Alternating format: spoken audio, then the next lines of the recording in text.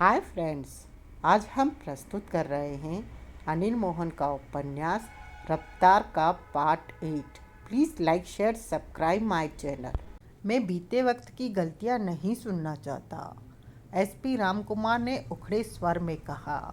देवराज चौहान और उसके साथियों तक पहुंचने के लिए हमारे पास पर्याप्त सबूत मौजूद हैं। यूं तो इस मामले को इंस्पेक्टर पवन कुमार वानखेड़े संभालता, क्योंकि देवराज चौहान के सारे मामलों को वही देखता है। परंतु किसी खास किस्म के काम के सिलसिले में कल ही वानखेड़े जर्मनी गया है। उसे आने में कुछ दिन लग सकते हैं, इसलिए ये केस मैं इंस्पेक्टर शाहिद खान को सौंपता हूँ, जो कि इंस्पेक्टर वानखेड़े के करीब हैं और देवराज चौहान की दो चार बातों की भी जानकारी रखता होगा। इंस्पेक्टर शाहिद खान फौरन उठा और उसने सल्यूट मारा। Thank you sir. इस केस की पहली खासियत है सतीश केटली की बेटी जया केटली। जया केटली को जल्द से जल्द हमने सही सलामत उन लोगों से हासिल करना है। इस काम में अगर देर हुई या जया के साथ कुछ ऊंच नीच हो गई तो केटली ब्रदर्स हमारे लिए ढेरों मुसीबतें खड़ी कर देंगे। ऊपर हर जगह पर उनकी पहुंच है। वैसे भी पुलिस वालों का उसूल है, पहले जान की रक्षा करो फिर माल की। 4.5 अरब के हीरे भी हमें हासिल करने हैं, लेकिन दिमाग में ये रखना है कि पहले जया केटली को ठीक ठाक ढंग से उसके घर पहुंचा दिया जाए। देवराज चौहान या उसके साथियों को फौरन तलाश करो। जब तक उनमें से कोई हाथ नहीं आएगा, इस काम में सफलता नहीं मिलेगी। यस सर, शाहिद खान ने अलर्ट स्वर में कहा। इस केस में तुम किसी भी पुलिस वाले का, किसी भी थाने की सहायता का इस्तेमाल कर सकते हो। शाहिद खान, ये आर्डर मैं तुम्हें अभी लिखकर दे देता हूँ। एसपी रामकुमार की आवाज़ सख्त हो गई, लेकिन जल्द ही। सबसे पहले मैं ये खबर सुनना चाहता हूँ कि जया केटली सही सलामत मिल गई है। Yes sir, inspector Shahid Khan ने कहा। इस बारे में प्रेस को किस हद तक बताना है? जिन लोगों ने टाका डाला है उनके नाम बता दो और कह दो कि पुलिस को इन लोगों का काफ़ी हद तक सुराग मिल चुका है और पूरी उम्मीद है कि 1-2 दिन में सब जेल की सलाखों के पीछे होंगे। Yes sir. दोपहर बाद के 3 बज रहे थे। अमृतलाल और बुझे सिंह सड़क के किनारे पेड़ की छाया में पुलिया पर बैठे चने खा रहे थे। टेम्पो चोरी हो जाने से अमृतलाल का मूड खराब था। उस्ताद जी, लंच में चने खाने से पेट नहीं भरता, काम भी नहीं चलता। अभी तो पैसे जेब में है, ढाबे पर मक्खन वगैरह डलवा के खाना खा सकते हैं। बुझे सिंह कह उठा। कितने दिन बेकार बैठकर खाना खा लेंगे? अमृतलाल ने उखड़े स्वर में कहा। बेकार बैठने की जरूरत ही क्या है उस्ताद जी? मेरी बहन के हाथ की गर्मा गर्म रोटियां खाओ, उंगलियां चाटते रह जाओगी। उसकी बनाई सब्जी खाकर बुझे सिंह दांत दिखाकर कह उठा। लेकिन ये सब तो तब होगा जब आप मेरी बहन से ब्याह कर लोगे। उसके बाद हम दोनों सुबह निकला करेंगे और कमा कर शाम को लौटेंगे। मेरे होते चिंता क्यों करते हो? कभी कभी तुसी आराम कर लेना, मैं अकेला ही काम पर चला जाया करूँगा। आपके सुख का मैं और मेरी बहन पूरा ख्याल रखेंगे। अमृतलाल ने तीखी नज़रों से उसे देखा। छोले भटूरे, नान दी रेवड़ी वगैरह लगा देंगे। वो एक मेरे बचपन का यार है। 40 रुपये प्लेट। वहाँ क्या नान होते हैं उसके। वो घर में कार पर जाता है, नॉन की रेहड़ी पर। अब तो 2.5 मंजिला कोठी भी खड़ी कर ली है। इतनी कमाई है। तुसी प्लेटा विच नान छोले पाया करना और मैं आवाज़ा मार मार के लोगों को बुलाया करूँगा। रेहड़ी के ऊपर मोटा मोटा लिख देंगे, जीजा सालेदा नान, एक बार खा लो, याद रखोगे हमारा नाम। बुझे? अमृतलाल ने गहरी सांस ली। जी, तू ये क्यों नहीं सोचता कि टेम्पो मिल जाएगा? अमृतलाल के स्वर में खींच थी। ये सोचकर आपको धोखा नहीं दे सकता। क्यों? क्योंकि मैं जानता हूँ 2 गोल गोल हेडलाइट और टूटा फूटा टूल बॉक्स 4-6 महीनों बाद पुलिस हमारे हाथ में देगी और कहेगी, लिख दो, टेम्पो मिल गया है। बुझे सिंह मुस्कुराया। अमृतलाल गहरी सांस लेकर रह गया। उस्ताद जी, अब बताओ आपका क्या प्रोग्राम है? चल पुलिस स्टेशन। अमृतलाल उठ खड़ा हुआ। पुलिस स्टेशन चलूं? मैंने तो कुछ भी नहीं किया। फिर क्यों? उल्लू के पट्टे, ये मालूम करना है कि टेम्पो मिला है कि नहीं। अमृतलाल ने दांत पीचकर कहा। बुझे सिंह हंस पड़ा। वाह उस्ताद जी वाह, कल शाम को टेम्पो चोरी हुआ, अब 20 घंटों के बाद मिल जाएगा क्या? ऐसा तो राम राज्य में भी नहीं होता था। आप तो खामखा की बातें। तू चलता है या मैं जाऊं? अमृतलाल घुर्रा उठा। जरूर चलूँगा। बुझे सिंह गहरी सांस लेकर उठ खड़ा हुआ। गलती से पुलिस वालों ने हेडलाइट और टूल बॉक्स थमा दिया तो आपसे संभाला नहीं जाएगा। पकड़ने के लिए भी तो कोई होना चाहिए ना। चलिए चलिए। सोहनलाल 2 घंटे बाद वापस लौटा तो उसके चेहरे पर गंभीरता और व्याकुलता भरी पड़ी थी। ओ केसरिया। हाँ सरदार। पूछ तो, जगमोहन कहाँ पे है? हीरे लेकर खिसक गया ना वो? स्वर में जहरीलापन था। सोहनलाल का गंभीर चेहरा देखकर देवराज चौहान की आंखें सिकुड़ी।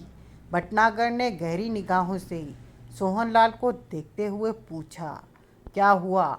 जगमोहन को पुलिस वालों ने टेम्पो के चोरी के साथ पकड़ लिया है। इस वक्त वो पुलिस स्टेशन के लॉकअप में है। सब चौंके। नानकचंद उछलकर खड़ा हो गया। ओ केसरिया, ये तो बहुत बुरी खबर लाया रे। नानकचंद हड़बड़ाकर कह उठा। हाँ सरदार, हमारा 1.5 अरब डूब गया। केसरिया का चेहरा उतर गया। चुप रहो। देवराज चौहान ने दोनों को सख्त निगाहों से देखा। फिर सोहनलाल से बोला, कौन से पुलिस स्टेशन में? चूना बटा के चोरी के टेम्पो की वजह से पकड़ा गया है या 4.5 अरब के हीरो की वजह से? देवराज चौहान ने पूछा। चोरी के टेम्पो की वजह से। पुलिस ने उसे पकड़ा तो जगमोहन भाग निकला, परंतु पुलिस ने पीछा नहीं छोड़ा और उसे पकड़ लिया गया। सोहनलाल ने कहा। उसके पास से न हीरे मिले और न ही कोई हथियार। जाहिर है कि गिरफ्तार होने से पहले दोनों चीज़ें जगमोहन ने ठिकाने लगा दी होंगी। बच गए केसरिया, माल ठीक ठाक होवे? हाँ सरदार, बच गए। पुलिस ने उसे पहचाना कि वो जगमोहन है? देवराज चौहान ने पूछा। नहीं, पुलिस उसे सिर्फ चोर ही समझ रही है। देवराज चौहान ने गंभीरता से सिर हिलाया। ये अच्छी बात है कि पुलिस ने उसे हमारे साथी के तौर पर, जगमोहन के तौर पर नहीं पहचाना, यानी कि उसके बच निकलने के चांसेस हैं। ऐसे वक्त में जगमोहन का फंस जाना बहुत बुरा हुआ। भटनागर चिंतित स्वर में कह उठा। 4.5 अरब के हीरे उसने जाने कहाँ छिपाए होंगे। किसी तरह जगमोहन से ये मालूम करना होगा ताकि हीरो को अपने कब्जे में किया जा सके। किसी और के हाथ लग गए तो सारी मेहनत मिट्टी में मिल जाएगी। देवराज चौहान और सोहनलाल की नज़रें मिली। जगमोहन को वहाँ से बाहर निकालना होगा। देवराज चौहान ने होठ भींचकर कहा। लेकिन कैसे? सोहनलाल ने कहा। वो भरा पूरा भीड़ वाला थाना है। ये काम आसान नहीं होगा। आसान हो या नहीं, ये काम तो करना ही है। देवराज चौहान ने दांत बींचकर कहा। जया एक तरफ खामोशी से बैठी उन लोगों को देख सुन रही थी। केटली के यहाँ डकैती के संबंध में पुलिस क्या कर रही है? देवराज चौहान ने पूछा। इस बारे में मैंने कोई पूछताछ नहीं की। जगमोहन के बारे में खबर सुनते ही यहाँ आ गया, सोहनलाल ने कहा। तभी भटनागर कह उठा। मेरे ख्याल में सबसे पहले हम लोग उस बंगले में चलते हैं, उसके बाद नए हालातों पर सोच विचार किया जाएगा। अगर रात रात में जगमोहन को नहीं छुड़ाया गया तो कल सुबह उसे कोर्ट में पेश करके जेल भेज दिया जाएगा। पुलिस उसे पूछताछ करने के लिए रिमांड पर ले लेगी। ठीक है, देवराज चौहान ने सोच भरे स्वर में कहा। पहले हम सब यहाँ से उस बंगले में शिफ्ट होते हैं। उसके बाद जगमोहन को पुलिस वालों के हाथों से निकालने की सोचते हैं। पुलिस वालों की मीटिंग समाप्त हुई थी कि रंजन तिवारी ने एसपी से मुलाकात की। उसे देखते ही एसपी रामकुमार के माथे पर बल उभरे। रंजन तिवारी शांत भाव से मुस्कुराया। नमस्कार एसपी साहब, रंजन तिवारी मीठे स्वर में बोला। तो नेमचंद ने तुम्हें इस मामले पर लगाया है? एसपी रामकुमार तीखे स्वर में कह उठा। सच बात तो ये है सर कि मैं देवराज चौहान के मामले में आना ही नहीं चाहता था, लेकिन क्या करूं, नौकरी है, हुक्म मिलता है तो बजाना ही पड़ता है। ये नौकरी भी मुसीबत है। रंजन तिवारी ने गहरी सांस ली। मैं तुम्हें बहुत अच्छी तरह से जानता हूँ रंजन तिवारी कि तुम क्या हो, रामकुमार ने पूर्वतः स्वर में कहा, और मैं नहीं चाहता कि तुम इस मामले में दखल दो। ऐसा मत कहिए सर, ये मेरी रोजी रोटी का सवाल है। तुम बीमा कंपनी की तरफ से काम करते हुए पहले भी कई बार पुलिस के काम में दिक्कतें खड़ी कर चुके हो, और इस बार मैं बर्दाश्त ही नहीं करूँगा कि सर इस बार ऐसा कुछ होगा ही नहीं। रंजन तिवारी मुस्कुराया। क्यों, इस बार ऐसी क्या खास बात है? रामकुमार चुपते स्वर में बोला। सर, आपको सतीश केटली की बेटी जया की चिंता है, और जया में बीमा कंपनी को जरा भी दिलचस्पी नहीं है। बीमा कंपनी चाहती है कि 4.5 अरब जैसी मोटी रकम केटली को न देनी पड़े, यानी कि पुलिस को जया की और मुझे उन हीरो की ज़रूरत है। इसलिए पुलिस को मेरे से कोई परेशानी नहीं होगी। पुलिस को हीरो की भी तलाश है। ज़रूर होगी सर, पुलिस भी हीरे तलाश करेगी और मैं भी। बीच रास्ते में हमारा टकराव हो ही नहीं सकता। हो सकता है मेरे हाथ हीरे न लगे, जया ही लग जाए तो आपकी काफ़ी बड़ी परेशानी खत्म हो जाएगी। बहुत चालाक बन रहे हो रंजन तिवारी। ऐसी बात नहीं है सर। मैं तो, अगर पुलिस वालों ने मुझसे शिकायत की कि तुम उनके लिए मुसीबतें पैदा कर रहे हो तो मैं तुम्हें बंद कर दूंगा, और तुम्हारी बीमा कंपनी भी तुम्हें नहीं बचा सकेगी। ठीक है सर, ऐसा वक्त आया तो मैं खुद हाजिर हो जाऊंगा। ठीक है। एसपी रामकुमार ने सिर हिलाया। तो तुमने वो वीडियो कैसेट देख ली? जी, तभी तो पता चला कि केटली के यहाँ देवराज चौहान ने डकैती की है। रंजन तिवारी बोला। और क्या मालूम है इस बारे में? कुछ और ही तो मालूम करने आया हूँ यहाँ। सुना है पुलिस के पास बहुत जानकारी इकट्ठी हो चुकी है।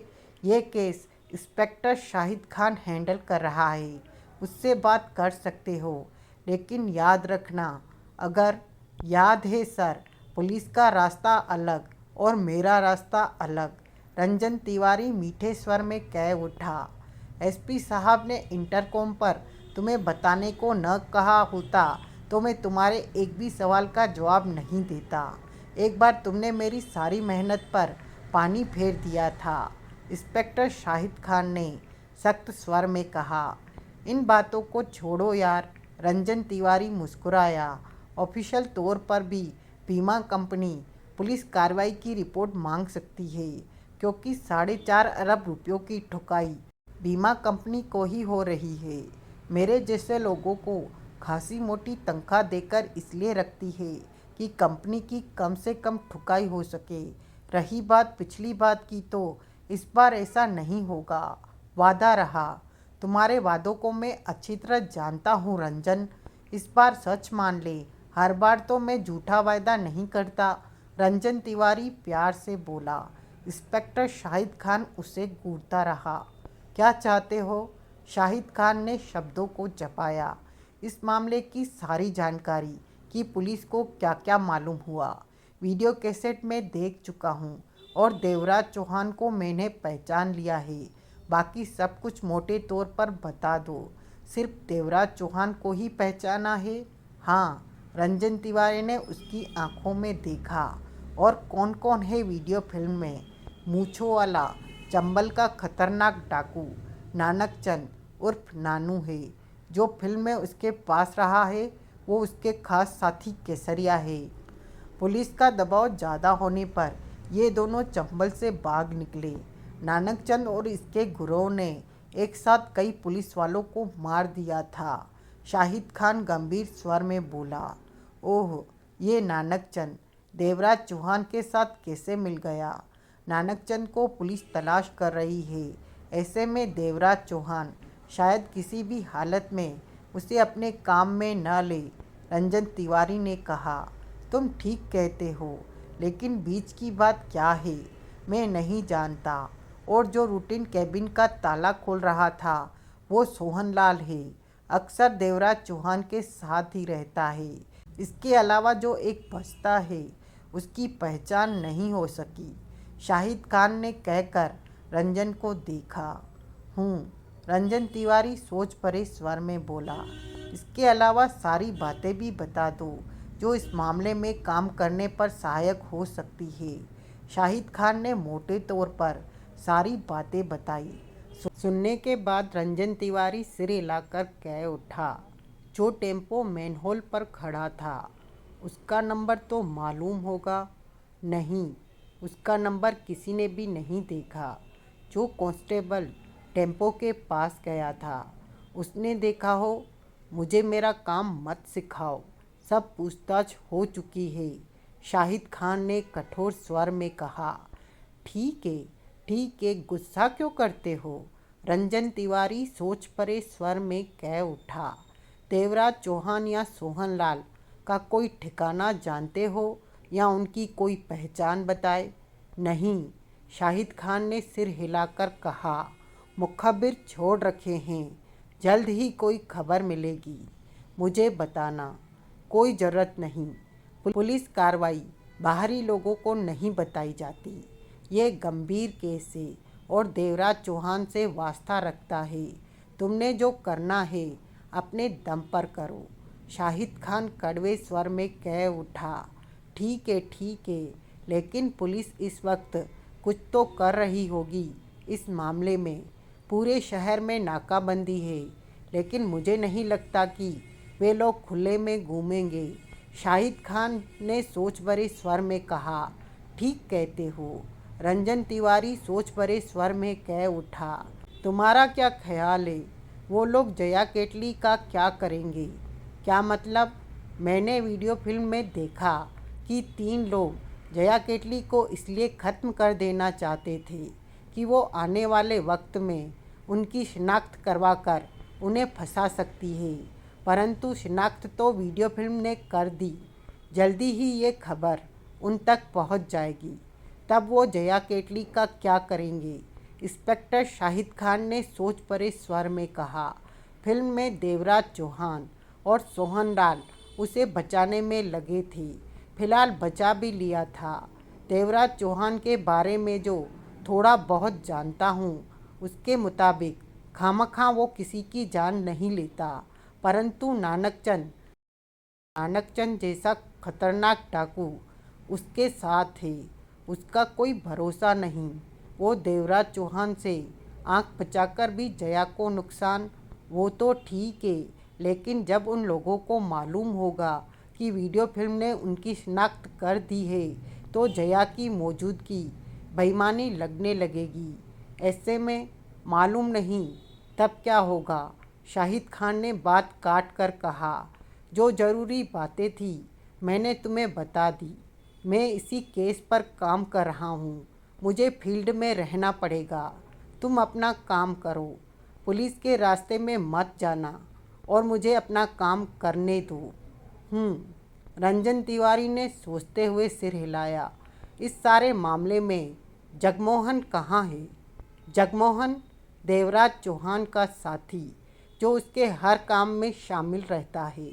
मुझे उसकी कोई खबर नहीं। ये भी तो हो सकता है शाहिद खान, रंजन तिवारी बोला। जो टेम्पो लेकर मैनहोल पर पूरी रात मौजूद रहा वो जगमोहन हो। टेम्पो के पास देवराज चौहान ने जगमोहन को इसलिए छोड़ा हो कि अगर कोई गड़बड़ होने लगे तो वो सब संभाल ले। वहाँ जिम्मेदार आदमी को ही छोड़ा जा सकता है, क्योंकि पुलिस स्टेशन के बाहर गड़बड़ की जा रही थी। किसी पुलिस वाले को शक भी हो सकता था। तुम्हारा ख्याल ठीक हो सकता है। जिस कांस्टेबल ने टेम्पो के पास मौजूद व्यक्ति से बात की थी उसे जगमोहन की तस्वीर दिखाकर पूछा, मुझे पूरा विश्वास है कि वो जगमोहन ही होगा।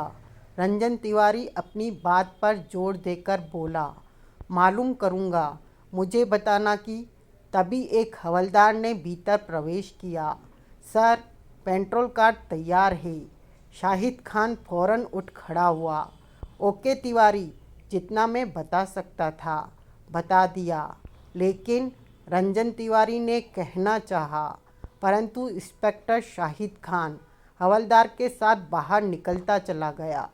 देवराज चौहान, सोहन लाल, नानक चंद, केसरिया भटनागर और जया केटली बंगले में पहुंच चुके थे।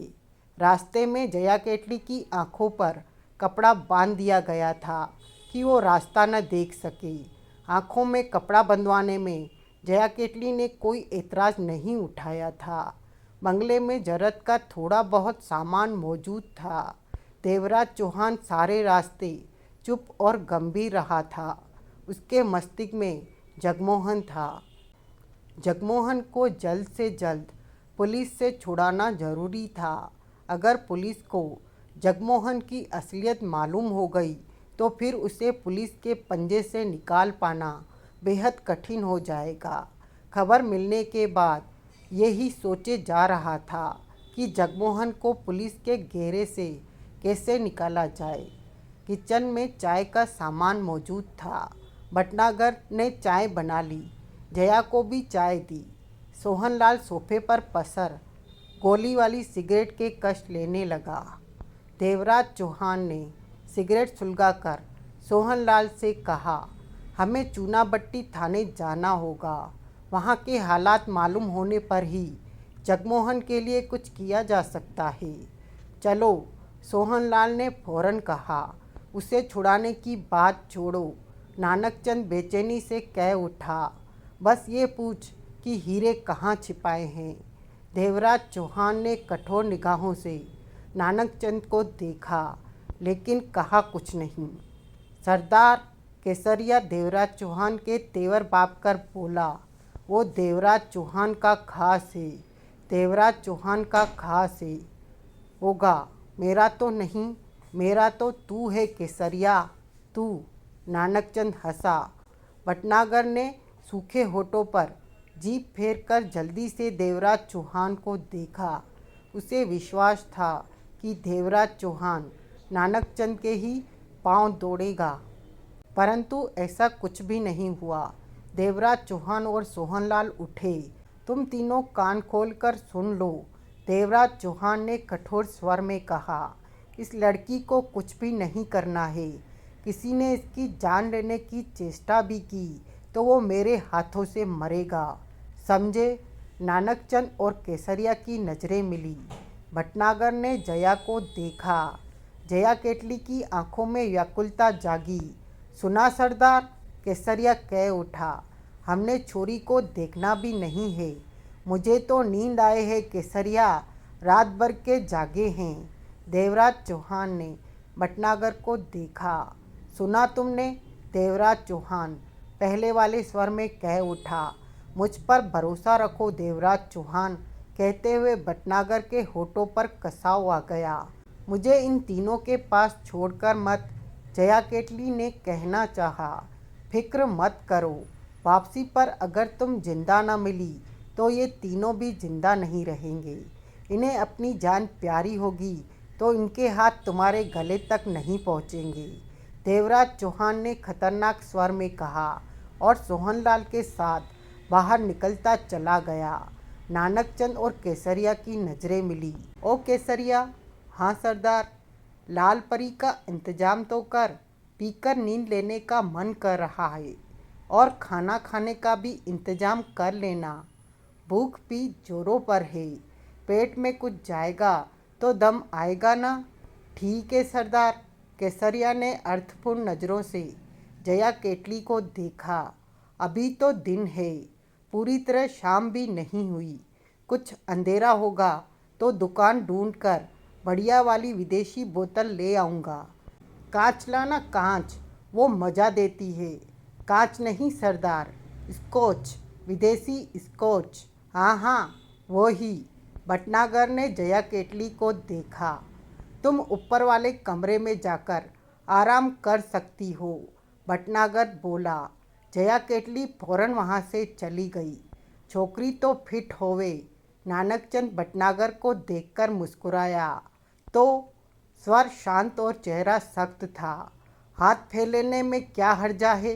नानकचंद हंसा। चंबल होता तो झरने के नीचे नहला देते। देवराज चौहान को जानते हो? भटनागर दांत पीच कर बोला। हाँ हाँ, जानते हैं। क्यों केसरिया? नहीं जानते, तभी तो हाथ फेरने की बात कर रहे हो, भटनागर तीखे स्वर में कह उठा। जिंदा रहना चाहते हो तो लड़की को अपने दिमाग से बिल्कुल निकाल लो। धमकी देता है? नानकचंद की आंखों में खूंखारता उभरी। समझा रहा हूँ, धमकी तो देवराज चौहान देकर गया है, तब उससे बात क्यों नहीं की? भटनागर कड़वे स्वर में बोला। नानकचंद ने दांत पीछे। सरदार, ये चंबल नहीं है, समझा करो। समझ गया केसरिया, समझ गया। नानकचंद ने गहरी सांस ली। शाम के 5 बज रहे थे। पुलिस स्टेशन के पीछे वाले एक कमरे में हवलदार सुच्चाराम और कांस्टेबल ओमवीर ने जगमोहन को घेर रखा था। अभी अभी सब इंस्पेक्टर उनके पास से गया था और सख्त अंदाज में कहकर गया था कि इसका मुंह खुलवाकर इसकी असलियत जानो। इस सख्ती की खास वजह यह थी कि जगमोहन के पास से 35,000 रुपया नकद बरामद हुआ था।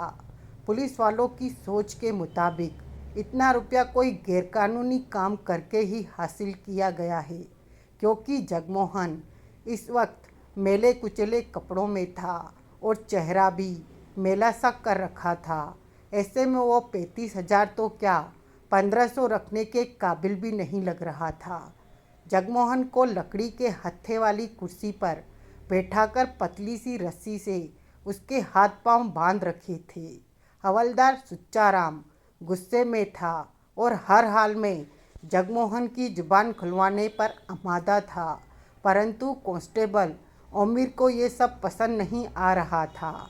उसे यही डर सताए जा रहा था, कहीं ये आदमी टॉर्चर के दौरान ये न बता दे कि वो उसे 5,000 देकर भागा था। बोल, सुच्चाराम ने जगमोहन के सिर के बाल मुट्ठी में जकड़े। कौन से गैंग से संबंध है तेरा? आज तक कितनी गाड़ियाँ कहाँ कहाँ से चोरी की और कहाँ कहाँ बेची? सच बता, गाड़ियाँ चोरी करते हुए कभी 2-4 का सिर फोड़ा होगा, एक आध की हत्या भी की होगी तूने। सच बोलेगा तू? अभी नहीं तो कुछ देर बाद बोलेगा तू, लेकिन बोलेगा। मेरे हाथ जब पड़ते हैं तो बड़े बड़े बोल पड़ते हैं। बोल, गाड़ियाँ चोरी करने का काम कब से कर रहा है तू? जगमोहन दांत पीछे खामोश रहा। तू सीधी तरह से मुंह नहीं खोलेगा, सुच्चाराम पुलिसिया स्वर में कह उठा। लगता है पहले कभी पुलिस के हत्थे नहीं चढ़ा, वरना तेरे को मालूम होता कि पुलिस कैसे कैसे हथकंडे इस्तेमाल करती है। बेटे तेरे जैसों को नंगा करके रस्सी बांधकर पंखे से उल्टा लटका देते हैं। उसके बाद घुटनों पर, पैरों की हड्डियों पर, पीठ पर तेल लगाकर डंडा ठोकते हैं। लेकिन इतनी दूर तक जाने की नौबत नहीं आएगी। तू अभी मुंह खोल देगा। बोल, सच बता दे, इसी में तेरी खैर है। तेरे साथी कौन कौन है? कहाँ रहते हैं? कितनी गाड़ियाँ कहाँ से चोरी की और कहाँ कहाँ बेची? ये सब करते हुए कितनों के हाथ पांव तोड़े और कितनों की जान ली? सिर के बाल छोड़ो, जगमोहन दांत पीचकर बोला। छोड़े, अब बता। सुच्चाराम के भी दांत पीछे हुए थे। एक टेम्पो मेरे से क्या मिल गया? तुमने तो मेरा गैंग ही बना दिया। जगमोहन कड़वे स्वर में बोला, तेरे और भी साथी हैं। पुलिस की आंखों में धूल झोंकना आसान काम नहीं है। तू पुलिस की पकड़ से भागा। ये काम सिर्फ शातिर अपराधी ही कर सकते हैं। ऊपर से तेरे पास से 35,000 रुपया नकद मिला है। इस वक्त तू पुलिस के कब्जे में डंडे खाने की तैयारी कर रहा है और तेरे को जरा भी डर नहीं। हम लोगों की नज़रें इसी से पहचानी जाती है कि सामने वाला घिसा हुआ बंदा है जो कि तू है। बता, अपने बारे में बता। जगमोहन मुस्कुराया। साले मुस्कुराता है? सुच्चाराम घुर्रा उठा। तुम्हारी बेवकूफ़ी पर सुच्चाराम ने खा जाने वाली निगाहों से उसे देखा। बहुत दिनों से टेम्पो चलाने का मन कर रहा था, इसलिए टेम्पो चोरी कर लिया और पकड़ा गया। सुच्चाराम ने ओमवीर को देखा। सुना ओमवीर? सुच्चाराम, ओमवीर ने टोका। सुन तो ले, आखिर ये कहता क्या है? तो इसलिए तूने टेम्पो चोरी किया? हाँ, जगमोहन ने सिर हिलाया। ठीक है, मान ली तेरी बात। वो 35,000 तेरे पास कहाँ से आया? ओमवीर ने पूछा। 35 नहीं, 40,000 था, जगमोहन ने शांत स्वर में कहा। ओमवीर सकपकाया। 40,000? उसे लगा जैसे सामने बैठा इंसान 5,000 के बारे में बताने जा रहा है। उसने फौरन बात बदली। 35 हो या 40, कोई फ़र्क नहीं पड़ता। इतने रुपए तेरे पास आए कहाँ से? जब टेम्पो चोरी किया तो उसमें पड़े थे, मैंने उठाकर जेब में रख लिए। ओमवीर ने सुच्चाराम को देखा। टेम्पो चोरी की जो रिपोर्ट दर्ज है उसमें पैसों का जिक्र है?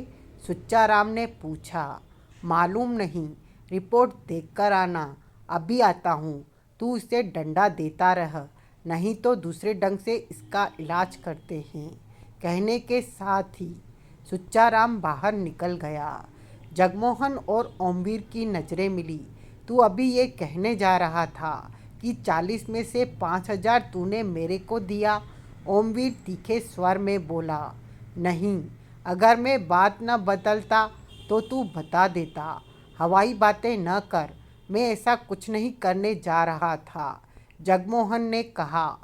मैंने पहले ही कहा था कि 5,000 के मामले में मेरा मुंह बंद रहेगा। इस बात की चिंता में मरा मत जा। ओमवीर ने उसे घूरा। चक्कर क्या है? कैसा चक्कर है? तू है कौन? टेम्पो चोरी और 35-40 हज़ार का क्या चक्कर है? ओमवीर ने होठ सिकोड़ कर कहा। ये तो मैं दावे के साथ कह सकता हूँ। पुराना पापी है तू। यहाँ पहुँचकर तो बड़ों बड़ों के पसीने निकल जाते हैं, लेकिन तेरे को जरा भी घबराहट नहीं हुई, कोई डर नहीं। जगमोहन मुस्कुराया। नाम क्या है तेरा? नाम जानकर तेरे को क्या फ़ायदा मिलेगा? जिस बात में फ़ायदा मिलता है वो बात सोच। तू जानता है मुझे किस बात से फ़ायदा मिलता है? ओमवीर ने आंखें सिकोड़ी। हाँ, किस बात से? नोटों से। ओमवीर कई पलों तक जगमोहन को देखता रहा।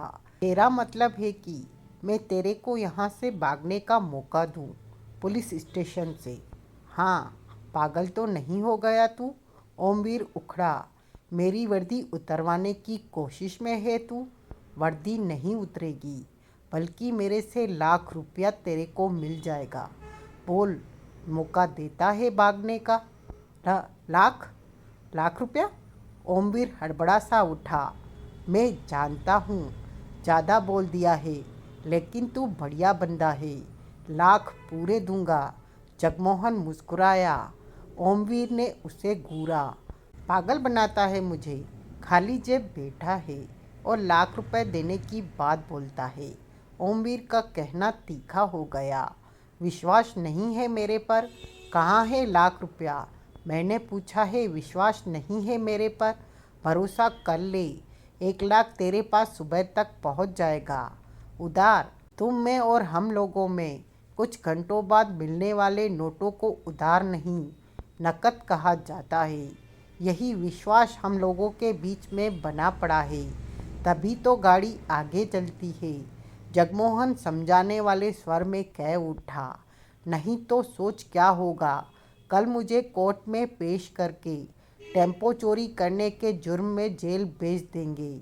इधर मेरे साथी हैं जो टेम्पो वाले पर जोर देकर उसे नई रिपोर्ट लिखकर देने को कहेंगे कि उसका टेम्पो चोरी नहीं हुआ, गलती से गलत रिपोर्ट लिखवा दी।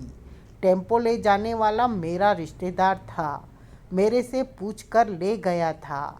2-4 दिन में मैं बाहर आ जाऊंगा। ऐसे में तेरे को जो 1 लाख मिलने वाला है वो तो गया, फिर शायद एक गड़बड़ और भी हो जाए। क्या तेरे इनकार पर मुझे गुस्सा आ गया तो शायद बता दूं कि तूने 5,000 मेरे से लेकर मेरे को भागने का मौका, ये तो तू धोखेबाजी कर रहा है। मैं कुछ नहीं कर रहा, बता रहा हूँ कि शायद मेरे मुंह से गुस्से में 5,000 वाली बात निकल जाए। सच बात तो ये थी कि ओमवीर खुद चाहता था कि ये आदमी यहाँ से चला जाए ताकि 5,000 की रिश्वत के बारे में किसी को कुछ न बता सके। क्या सोचा? जगमोहन पुनः मुस्कुराया। अगर तूने लाख रुपया न दिया तो? पागलों वाली बात न कर, हम लोग पुलिस से दोस्ती रखते हैं, दुश्मनी नहीं करते। समझ नहीं तेरे को क्या? नाम क्या है तेरा? ओमवीर ने पूछा। बेकार की बात मत कर, अपने काम की बात सोच, जगमोहन ने मुंह बनाया।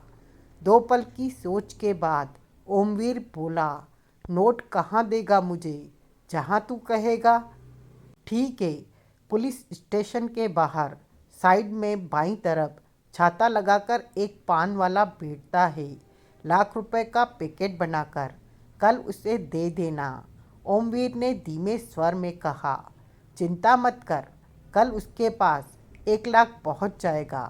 पैकिंग ऐसी करना कि देखने पर ये न लगे कि भीतर नोट है।